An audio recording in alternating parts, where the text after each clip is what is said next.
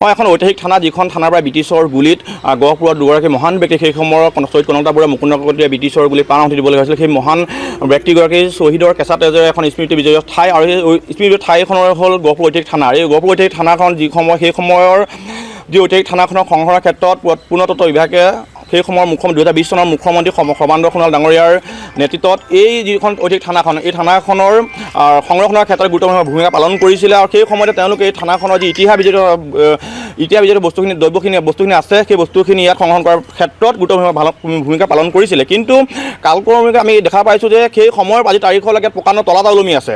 অসমৰ বিভিন্ন ঠাইৰ পৰাই হওক বা গহপুৰৰ বিভিন্ন যুৱ প্ৰজন্মই হওক বা ছাত্ৰ ছাত্ৰীসকলে আহে ঐতিহাসিক থানাখন পৰ্যবেক্ষণ কৰাৰ ক্ষেত্ৰত, কিন্তু ইয়াত বাহিৰৰ পৰা যেতিয়া তলাটো দেখা পায় তেওঁলোকে অতি দুখ মনেৰে এবাৰ ঘূৰি যাবলগীয়া। তাতোতকৈ দুখৰ কথাটো হ'ল যে 2020 চনত যি এই থানাখন উদ্বোধন কৰিলে, নতুনকৈ ৰং তেল ঘঁহিলে, তাৰ পিছৰ আজি তাৰিখলৈকে থানাখনৰ হয়তো কোনো ব্যক্তিয়ে পৰ্যবেক্ষণ কৰিব অহা নাই। কাৰণ এই ঐতিহাসিক থানাখনৰ তাত চিৰাল ফাট দিছে, যিসমূহ ৰং কৰি প্লাষ্টাৰসমূহ চাৰিওফালে জংঘল, গতিকে অতি দুখৰ বিষয় হৈছে। গতিকে গহপুৰ প্ৰশাসনে এটা কথা অনুৰোধ জনাব বিচাৰিছোঁ, এই থানাখন সংৰক্ষণৰ ক্ষেত্ৰত গুৰুত্বপূৰ্ণ ভূমিকা পালন কৰক আৰু এগৰাকী ব্যক্তি নিয়োগ কৰক, যিগৰাকী ব্যক্তিয়ে পুৱাৰ বা সন্ধিয়া ইয়াত উপস্থিত থাকি পেলাই মূল দুৱাৰখন তলাটো খুলি থওক, যাতে অসমৰ বিভিন্ন প্ৰান্তৰে হওক বা গহপুৰৰ বিভিন্ন যুৱ প্ৰজন্মই আহক, আহি পেলাই থানাখন ইতিহাস জানিবলৈ থানাখনলৈ আহক। ইয়াত স্মৃতি বিজড়িত হৈ আছে, গতিকে ইতিহাস জনাৰ ক্ষেত্ৰত বিভিন্ন ঠাইৰ বিভিন্ন ব্যক্তি আহে, কিন্তু তলাটো দেখি দুখ মনেৰে এবাৰ উভতি যায়। গতিকে গহপুৰ প্ৰশাসনলৈ অনুৰোধ জনাইছোঁ যাতে অতি সোনকালে এই গোটেই বিষয়বস্তুটো ঐতিহাসিক থানাখনৰ সংৰক্ষণৰ ক্ষেত্ৰত গুৰুত্বপূৰ্ণ ভূমিকা পালন কৰিব পাৰে।